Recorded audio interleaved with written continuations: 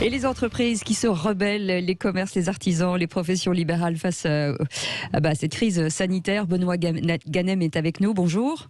Bonjour. Vous êtes président de la franchise Le Jardin des Fleurs du groupe Flora Nova, qui est le premier réseau de fleuristes en libre service en France. Vous avez 80 points de vente environ.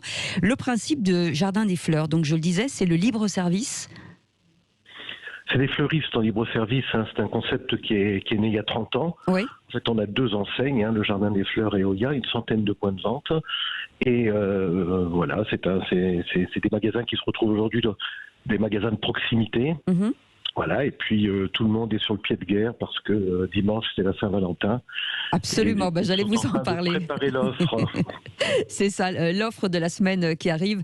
On parle, j'imagine que les commandes commencent à frémir énormément. Les fleurs stars cette année, c'est quoi ? Pour la Saint-Valentin, c'est essentiellement la rose. Ah oui. C'est vraiment la star des stars de manière constante.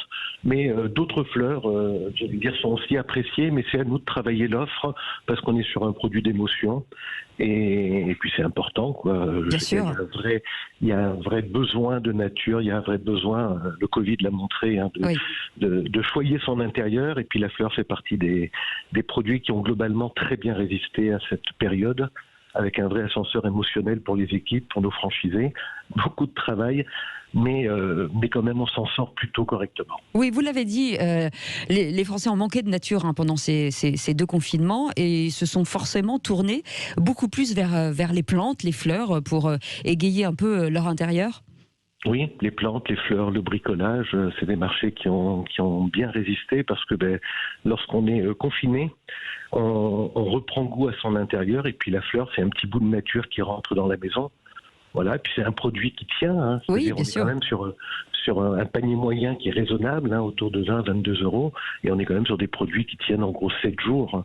Donc un petit rayon de soleil dans la maison et en ce moment ça fait du bien. Absolument, et comme beaucoup d'entreprises, vous vous êtes transformé, vous êtes habitué au click and collect. Est-ce qu'il a été efficace pour vous ?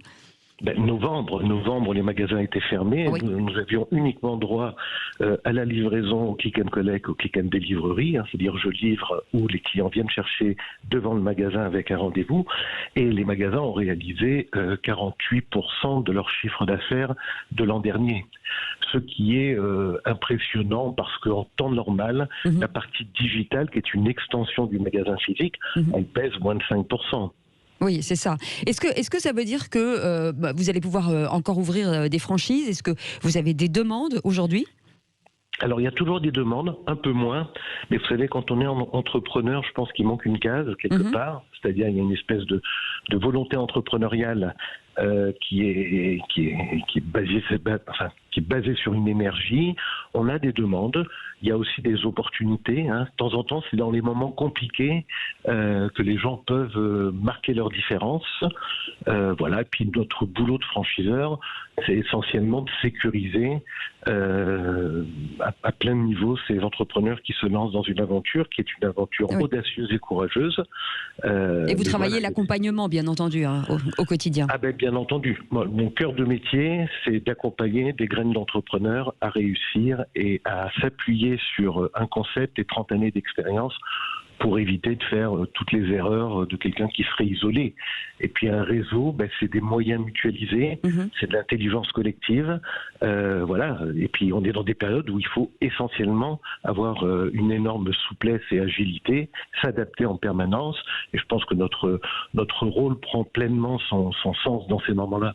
Absolument. En tout cas, outre la Saint-Valentin, forcément, les fleurs, c'est le moyen de se faire plaisir, de d'égayer un peu l'intérieur de chez soi et puis de faire plaisir aux autres. Merci beaucoup, Benoît Ganem, d'avoir été avec nous, président de la franchise Les Jardins des Fleurs et du groupe Flora Nova. Restez avec nous, c'est le Grand Matin Sud Radio.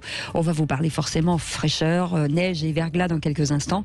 Et on verra si les températures pourraient remonter éventuellement, mais je pense que ce sera ce week-end. Restez avec nous, c'est le Grand Matin Sud Radio, il est 6h56.